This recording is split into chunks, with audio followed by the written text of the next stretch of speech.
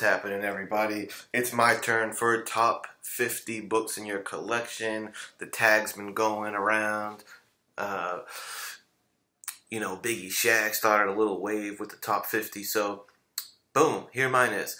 I'm going to do mine a little different in top 50 raw books. So I'm not including any of my slabs in here. To be honest, I kind of feel like I've shown most of my slabs. And, it's a lot of the big keys that, and that a lot of other people have and are showing. So, for the sake of avoiding being repetitive, here's top 50 raw books in my collection, and they've kind of all showed up in the top 50 for different reasons. So, without further ado, let's just get to it. I'm starting off with, and they're not really ranked. It's really tough to rank. So, I'm going to do it like this. So, I'm going to start out with some of the top variants. This one's Wolverine number 55. Love this cover, dude. It's like a cover. I'm a sucker for a good cover swipe. So cover swipe of the name escapes me, but that classic EC horror comics cover, decapitation, gruesome graphic. Love it. Next up, this is a book that was my cover of, I made a video, maybe it was like for 2019 or 2018, cover of the year, in my opinion, was Detective Comics 994, the cover B Mark Brooks variant. Very underrated Mark Brooks, cover, in my opinion, fantastic, dude. We got the Batman reflection in the pool of blood of the classic Bruce Wayne's parents' death scene. That's in the top 50. I gotta resist the urge to blab too much about each book because I know I got 50 of them. So next up, one of my favorite variants in the whole collection, Marvel Knights number 2, the 1 in 25 Jay Lee variant of Elektra. Yes, this book did not get the job done for me on Comic Gories. But the reason I even pulled it for that is because I have such a gravitation to this cover. I love it. The symmetry, the artwork, hot fire. I wish they made a virgin variant of this. To have this book without that trade dress, I would have paid whatever for it. So that definitely makes the top 50. One of my favorite variants of all time. The Batgirl, Purple Rain. Movie poster, swipe. Love it. Shout out to White Whale Comics for this A-OK. Really appreciate it because I've been chasing this book for a long time. Sleeper pick. Uncanny X-Men number 32. The Phil Noto candid photo variant. I fucking love this cover. Magneto, Emma Frost, back on a 60s motorcycle, dude. The motorcycle helmet is the Magneto helmet. Brilliant. It looks like a vintage photo. God, it's so fire. That makes it. This next one, it's Vigilante number 43, okay? This book is kind of here to, first, it's my favorite cover from the entire series. And second, it's one of my favorite books because this is one of my favorite runs, dude. This is like, I love me some grounded, gritty stories, and that's exactly what this was. 80s, realistic, gritty wave. This, to me, Vigilante is DC's version of the Punisher. I know some people say this guy, that guy is. Vigilante is, to me, the DC's Punisher. He doesn't get used much, but man, this 80s run of his is fire, deals with addiction, crime, corruption, great read, and all the covers. I just picked this one. I haven't seen my favorite, but dude, there is just consecutive fire in the covers. Shout out to Todd Smith. They're so interestingly laid out. And I have like from 30 to like 50. I have like a chunk of 20 from the run. I gotta find the earlier ones. If anyone has this run, like the first 20 or 30, let a brother know. I'd like to complete this run. Next up, we're getting into some that are like also great reads. It's just some of my favorite comics. Thor, 385. One of my favorite battle covers ever. I just love how the Hulk, size-wise, is just towering over Thor. And this is such a cool mashup. Written by Stan Lee, illustrated by Eric Larson. And I just always got a kick out of that team up. And it's just a brawl, the whole issue. There's like not even that much dialogue. And it's just Thor and Hulk scrap the entire issue. It's a very fun read. And the artwork's great. And this cover is legendary. Batman 404, issue 1 of probably the greatest Batman story ever told. Batman Year One. Mazzucchelli at his finest. The kind of simplicity, classic. God, I can't say enough good things. I love this cover, dude. And I love this run and this story. Frank Miller at his finest. Batman Year One, 404. Staying on the Batman train. Batman 612, another one of my favorite Batman runs. Batman Hush. This is my favorite cover of the Batman Hush series. Maybe my favorite Jim Lee cover. Pretty damn cool. I love to see a good Superman Batman at odds cover. So, boom. Perfect. Superman's always drawn so like bright and colorful and happy, and this is like heavy shadows. He looks like, you know, he's the villain of the story in this. I like an ominous looking Superman. So cool change of pace for the character. Great cover. Speaking of great reads that are also fantastic covers, here we have X-Men number 142, Days of Future Past. What an amazing cover. And what are that tagline, dude? In this issue, everybody dies. Yes, that's right. I'm also including 141.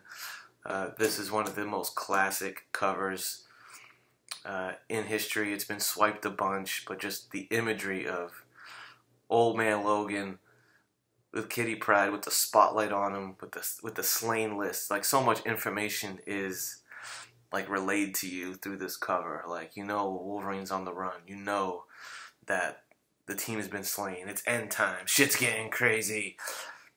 141, 142. Next up, Watchmen number 5.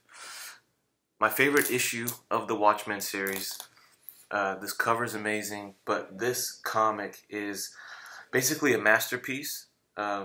If you've never read The Watchmen and you're like, it might not be my thing or whatever, I beg of you to read issue number 5, Fearful Symmetry. It's crazy. It's the book the book is a mirror image. So the first page mirrors the last page, so on and so forth. The second page mirrors the second from last page. It's a true artistic fucking accomplishment until it finally meets in the center page spread where the story meets. It's almost hard to describe. It's so impressive. And it's just a great chunk of the story revolving around Rorschach, Adrian Veidt, the whole thing. My favorite Watchmen issue. ASM 293, man. This book is here to represent Kraven's Last Hunt. One of my favorite runs. My favorite cover of the run. I know part 4 is a fan favorite of Spidey coming out the grave, but goddamn, this one's my favorite. Ramita with the Kraven over his grave, over Spidey's grave, holding his costume. Fantastic, fantastic story. So that makes it on the list. Here's one of my favorite covers. Again, we got Cap 241, Powerless Before the Punisher. That's one of my favorite Cap books in the collection. Let me try to pick up the speed here. All Crime Comics. They're like a 3-issue series, as far as I know. Bruce Timm covers. Love it. You don't see a lot of like indie Bruce Timm stuff, and this shit is hot fire. It's one of my favorite little deep cut books in the collection. Shout out to Bruce Timm. Next, we got Batman number 190. Carmine Esposito. One of my favorite Carmine Esposito covers, period. Favorite Penguin cover, absolutely hot fire, love it. X-Men number 50, shout out to Steranko. I don't even gotta explain why that's fire. Batman Holiday Special, number 1. I'm a mark for the Batman Adventure series, and Mr. Freeze, man, this series like totally rejuvenated and redefined Mr. Freeze, and this cover is so fuego. It's a pretty good read too. My boy Dave Stevens. I love so much of Dave Stevens stuff, but this is one of my favorite covers of his. My favorite Vampirella cover by far. Vampirella, A Scarlet Thirst. Silver Surfer, number 17. Surfer Must Kill. Love this comic. Neil Adams. Strange Adventures, number 207. Classic Neil Adams cover. Deadman's such a cool looking character. Floating heads galore. Speaking of floating heads, bam! One of my favorite Captain America covers in my collection, Ramita Sr. The Man Behind the Mask. Love this book. This is definitely one of the top 50 books in my Raw collection.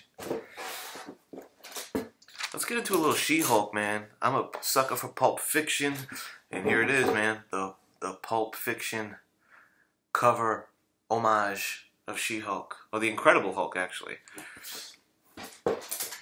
Let's stay on the She-Hulk train. Issue number 52. You know, I love the burn covers of She-Hulk, but Adam Hughes killed it on this. He didn't do a lot of covers for She-Hulk, but number 52 he did, and this is just such a badass cover, man. And rounding out the She-Hulk Raw book, Fire, She-Hulk number 40, man. The infamous jump rope issue. Awesome. Love it. Okay, let's get into kind of some notable historical keys, man. We got X-Men number 108. First artwork by Byrne in this book. On the run. Not ever, but on the X-Men title. Love it. Shout out to Stone Cold Steve Whiting. Thank you so much, dude. This is one of my favorite books in the collection. There it is. Love this book. DC Comics presents number 84. Jack Kirby Superman. You just don't see a lot of Jack Kirby Superman. And not only does he do the cover of this, he does the interior. So you have a full interior comic of Superman and the challenges of the unknown. And it's pretty cool. I will say, I'm not a huge fan of Kirby's Superman. The cover looks fantastic and amazing. But the inside of it, it's not the guy. I'm glad we didn't get like a Kirby Superman run, because he makes him look weird. He makes him look like his hair looks weird, like really poofy hair, and almost looks like he draws him with like eyeliner. He just looks strange. Maybe I'm not used to it, but anyway, it's still very cool that you have Kirby Superman. You don't see that every day. Marvel Team Up number 53. Love this book. This is the first time that John Byrne drew the X-Men. And it's a great double-page spread. And it's also a fun issue. Boom. The oldest X-Men book in my collection. X-Men number 8. Man. Unis. The Untouchable. Shout out to my boy Unruly Simeon, man, who blessed me with this book, dude. Where am I at? I'm sorry, 13 minutes. I'm going to try to keep it rocking. Thor, 169, man. I pulled 169 and 168. There you go. Kirby, Galactus, Thor. Gotta love it. Let's get into some Batman. Let's get into some first appearances. First appearance of Bane. 64-page special. Needs a press. Thank you, Stone Cold. Batman. 635. First appearance of the Red Hood makes the top 50 of Raw Comics. Yes. Let's see. Fuck it. Let's just go. I'm not even really thinking of the order, but I did save some fire for the end. Look at this. First appearance of Batgirl, dude. Detective Comics 359. You know that's in my top 50 of Raw Comics. Now we're going to get into some DC villain Silver Age keys. Lois Lane, number 70. First Silver Age appearance of the Catwoman. Batman. What number is it? 234. First Silver Age Two-Face. Love it. Batman 251, brother. Classic Neil Adams. My opinion, first Bronze Age appearance of Joker, but I know people don't really call it that. There it is, Batman 171. First Silver Age appearance of the Riddler. That's a top raw book for sure. I tried to pass this thing off as one of the most ugly covers. Boy, that was a stretch. This cover's pretty awesome. It's just weird that he has a dragon on the cover of the first Silver Age appearance of Penguin. That just always kind of irked me a little bit, but it's a damn cool book. And hey, he's on the cover. You gotta appreciate that. Lastly, on these Batman keys, we got Detective 230, some 10-cent Golden Age goodness, late Golden Age, but the Mad Hatter, first appearance of the Mad Hatter. That makes the list. Spider-Woman, number 1. Honestly, one of my favorite covers, like, of all time, dude. I love this fucking cover. And I love the design of this character, and fucking Spider-Woman kicks ass. There you go. New Gods, number 1. You know that's in my top 50 of raw books.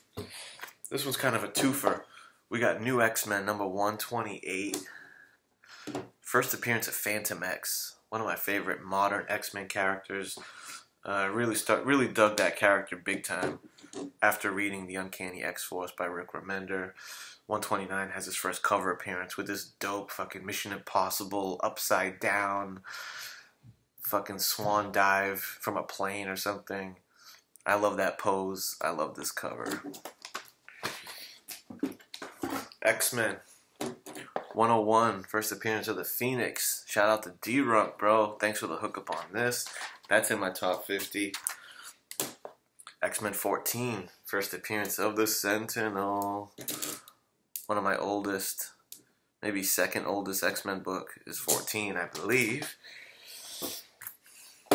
G.I. Joe 21. Even though I'm not a big G.I. Joe fan per se, man, I love this cover. I love this. It's like, you know, I've read it, the silent issue. It's such a cool book to read. It's like, feels historical, feels important, and just, what a classic. Holla if you hear me with John Buscema. Tiger Shark number 5. Yes, it's the first appearance of Tiger Shark, but man, what a cover. The blue babe on the bottom. Can you believe that Bub somehow beat me on cover battle for underwater cover? Underwater cover was the thing. And he beat me with some freaking independent Jungle Queen comic because it was a babe wrapped up by tentacles from a squid or something. Talk about robbery, because this is maybe one of the greatest underwater covers of all time. Yes, I'm still salty about that. I'm going to get you back, bub. Fantastic Four, 67. First, you know, cameo appearance of him or whatever, the Cocoon. Never got around to slabbing this one. Maybe I will. We'll see. Cool book. Last but not least, here's my 50th book, man. Silver Surfer number 3. Buscema, at it again. Mephisto's debut. Great cover. Love it. So, there you go, guys. There's my top 50 raw books in the collection. I'm probably going to pass on doing my top 50 slabs. Check out my Instagram for a picture of my wall. Pretty much my top 50 are on my wall now. So scope that out for that. But yeah, here's my raw books, man. Top 50. Thanks for watching, y'all. Catch you later. Peace.